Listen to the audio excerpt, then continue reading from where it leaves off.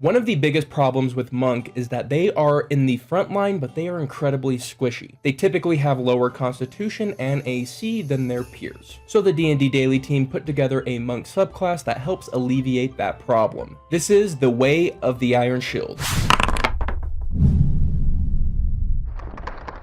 Obvious Mimic just released a bunch of new merch. My favorite is their classic Not a Mimic t-shirt, but they also have a Wish You Were Here collection. It's a collection that takes you to locations in the D&D universe. So you can go to Waterdeep, you can go to the Underdark, and rep that you went there. Just use code DAILY and you're going to be getting some awesome merch at a discount. But with that, let's jump into the subclass. If you want to follow along this build and have the document for yourself and get the word-by-word descriptions of everything I'm going to be describing, you can get it completely for free in the description down below. But this is going to be a general overview of what the subclass does and why we chose to do it that way. Once we hit 3rd level and get the subclass, we are going to gain proficiency in shields, and when we wear a shield, it's not going to affect our martial arts, our unarmored movement, or our unarmored defense. Now we just get a solid +2 AC, which largely helps monks try and keep up with the rest of everybody else when it comes to their AC and frontline tankiness. So long as you don't have a weapon in one of your hands, you're going to be able to also use the shield as a monk weapon, both in melee and at range. It's going to do a D6 of damage, but since it's a monk weapon, it'll eventually scale. And if it's ranged, it's going to have a solid range of 20 and a disadvantage range at 40. Additionally, when you throw it, it bounces back to you. Captain America, everyone. You throw it, bounces back, and you re-equip it, so it doffs and dons all in the same action. Additionally, at 3rd level, you're going to get one of 2 fighting styles. You're either going to get the protection fighting style, or you're going to get the interception fighting style. Both allow you to protect your teammates with your shield using your reaction. Pretty neat. At level 6, we're going to pick up Shielding Spirit, and this allows us to be much more tanky. As a reaction, when one of our allies is attacked within 60 feet of us, we can teleport to them and take the attack ourselves. Additionally, if we spend a key point when we use this reaction, the damage we take is resisted, so it helps us be much more tanky for the whole party using our reaction economy. At level 11, you can use a key point to turn on your bouncing shield feature. For this turn, when you make a ranged shield attack, it bounces to a second additional target before returning to you. So because you will have extra attack at this level, you will be able to throw it, it bounces to hit someone else, comes back, throw it, bounces, and goes to somebody else. So you'll end up hitting 2 to 4 people in that single attack action before we even get to your bonus action. And finally, we capstone at level 17, Shielding Aura. Every time we finish a long rest, we're going to distribute temporary HP to our allies. And so long as they have our temporary HP from us, they're going to get an additional +2 to their AC as well. Once the temporary HP is removed for any reason, they lose the AC. So overall, it's a defender style monk, and it really leans heavily into that defender style. And that's a style often not seen in the monk repertoire.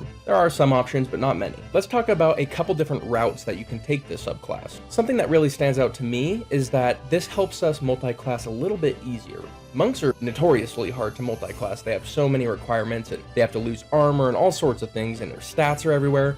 Makes it very difficult. But we can do something like a rogue mixed with this subclass, and it comes together quite nicely. Not only are we going to be able to add a shield to the rogue's repertoire, actually increasing our AC potentially, but we're going to have the ability with Cunning Action to move in and out without using our key points, and this is going to allow us to get in there, do some damage, back out, and get next to our teammates who we can then shield the next turn.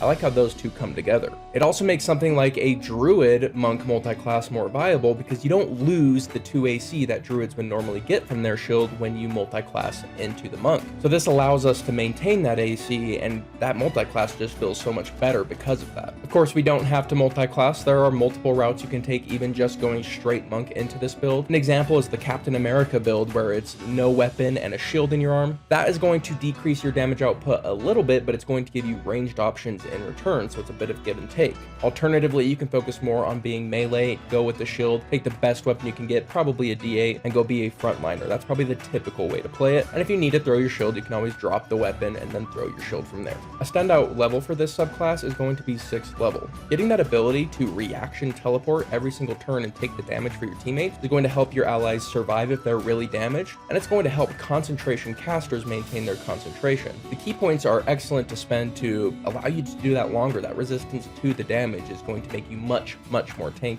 This opens up an idea with a barbarian monk multi-class. Its stats are going to be difficult to pull off, but if you can always have resistance to most damage, when you're teleporting over there, you can be very tanky, tanking a ton of damage turn after turn. And then if they're doing something other than bludgeoning, slashing, piercing, then you can use your key points to further resist the damage. So basically you can take a lot of damage for your teammates using that reaction teleport. As a side note, it can also be used for mobility purposes. Just getting into a better position using a reaction is fantastic. Won't come up all the time because you're relying on your enemies to position you and your allies, but when it does come up, it'll feel really cool. Now I like this subclass as it is, but I can almost guarantee that once I pass it off to you guys are gonna have some awesome ideas to make it more balanced, more awesome. So I would love to hear from you guys. Let me know what your thoughts are in the comments down below. Let us know what you think about them. And again, if you want to pick it up yourself and check it out, you'll find it in the description down below. And while you're down there, why not check out Obvious Mimic's awesome line of t-shirts and get a discount on them. But with that, my friends, I hope you have yourselves an incredible day, and I'll catch you on the next one.